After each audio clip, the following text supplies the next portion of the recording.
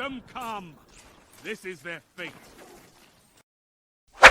But let's move on because we are running low on time. Let's get into our first topic. First thing I wanted to kind of get is initial reactions to the state of play. I'm not sure if you guys watch it, so I'm going to go ahead and just provide my thoughts around it. After looking back, reflecting, seeing a bunch of love and hate on Twitter, I came to the decision that it was a mute. It was a 6 out of 10. It wasn't great. It wasn't bad. We got we got dates, release dates, but it was very much so a boring fest to watch. Release dates aside, those are blog posts. We didn't get much new footage of gameplay, but we did get a lot of confirmed things that what I chalk it up to, guys, is a continuation of the Game Awards. Like everything the Game Awards provided you, but they just gave you the dates. That's what I would feel like this state of play was, and people like it. That's cool. But I like to be surprised. I like to be wild, and I like to have some some differences or something different happen. I didn't feel like nothing different happened here. Yeah, we got a few announcements, but we got trailers, cinematic trailers, and really didn't give you any understanding of the games. I was able to call that House Marquee game immediately when they started talking, and they were providing us nothing like but this somber music. I was like, oh, this is definitely House Marquee, and it was I thought it was going to be Returnal 2, but they changed the name for some reason. I don't know why.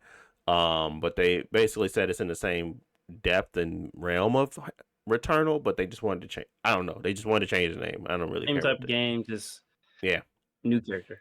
yeah. I would rather them kept the cachet of Returnal and just call it Returnal 2. But I understand that they might want to do some different mechanics that may not make sense for the name to be Returnal. So cool. Outside of that, they didn't do much else. To me, it felt as if it was like again. Excited about Days Gone? Days Gone remaster? Remastered? No, we got a PC version, and the PC version works just fine, and it looks good. Even the PS5 version of the old game looks good. It's not like it's a bad looking game. The problem with Sony is that Sony makes great games. They don't need to reiterate on them. They can just go on to the next. And they can't because they can't afford to, or at least these studios can't afford to because they don't fit the budget because they spent so much on the first one. It didn't sell well. They make big gambles. They can fit more zombies on the screen on the PS5. yeah. More zombies. Oh boy. Anyways, the remaster is really just that, a cash grab for the studio. Hopefully it does help them create another game because that's all I really care about. I didn't like Days Gone like that.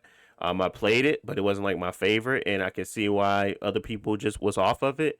Because it just was a little bit more too on the nose with all the rest of the stuff that was coming out around the time.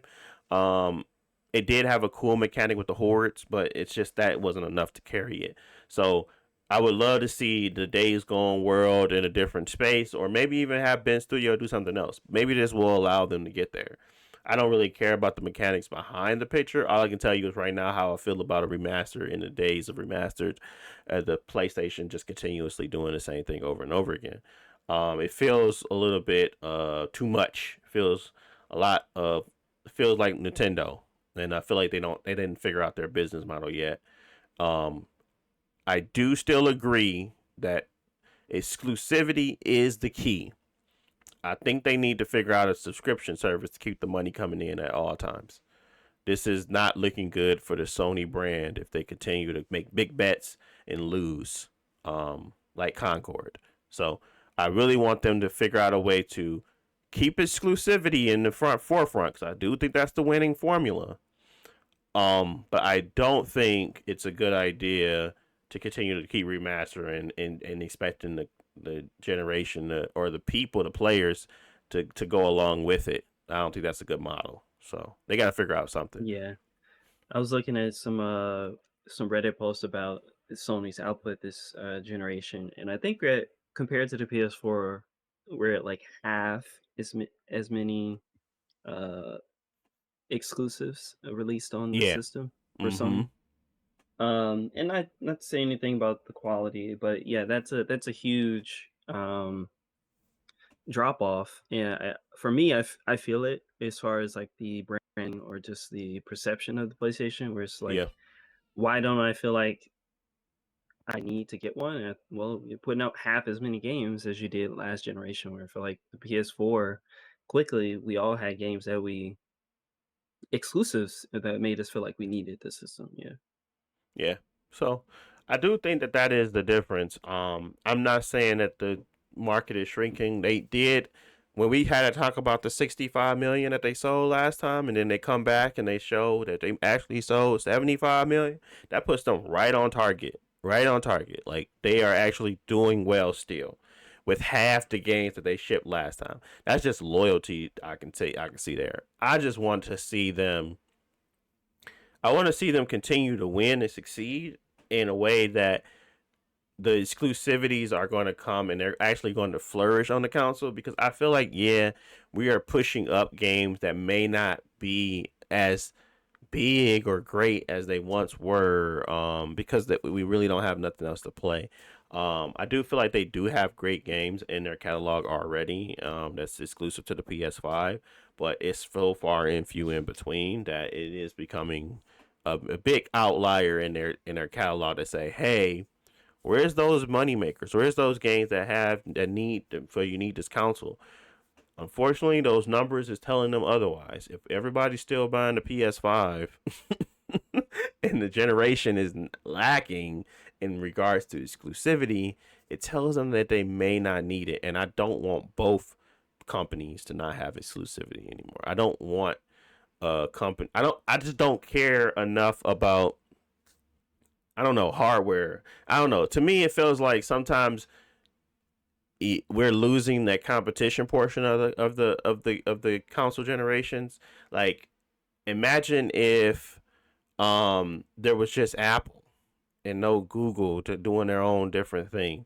I wouldn't be able to take it. It's just like the same thing with Right. AMD and Everybody have Nvidia. good phones. Nah, they wouldn't. They would just have they'd be brainwashed to think what they're getting a new calculator would be a great it's a great innovation. It's not. It's just so you know. But anyways, the AMD and Nvidia thing, like Nvidia is putting AMD on their butts, and I think that and it's the AI stuff. I just feel like when you lose the exclusivity portion of it, I think it does help the consumer. I'm not gonna lie.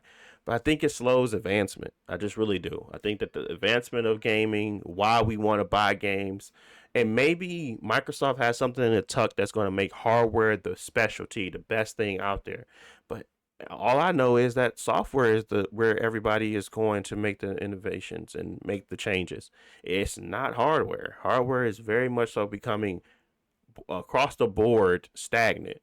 It's the software, it is the implementation, it's the PSSR, it's the ray tracing, it's the other things that's making it become attractive. So one person is thinking that it's hardware, one person is thinking it's software.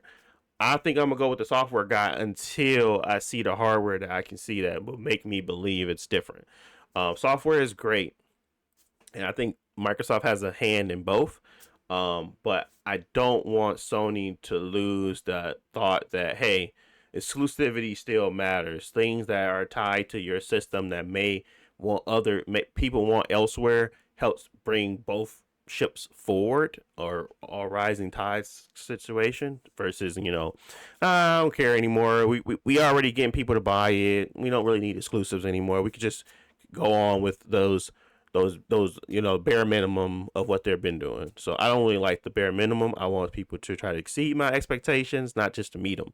So that's where I'm at when it comes to what I saw at that state of play and why I didn't like it. Any thoughts from you guys on that before we move on? No, I agree. For me, I was a little more disappointed, but I think it's based on Sony's first party output. I think third party, everything is looking good, and I like to Agree. see some of the smaller games highlighted, and even some of the surprise stuff like that. One game that you mentioned that Tides of uh, Annihilation. yeah, Tides of Annihilation stuff that's completely from left field, but looks very cool. Sony's still putting those out. It's just I think I want to see more new stuff from and not to say House Marquee isn't doing anything good. I was interested in Return. I'm interested in this. But maybe a little bit more announcements from Sony about stuff coming soon would be exciting. But yeah, Yeah, overall, yeah, it was pretty mid. yeah.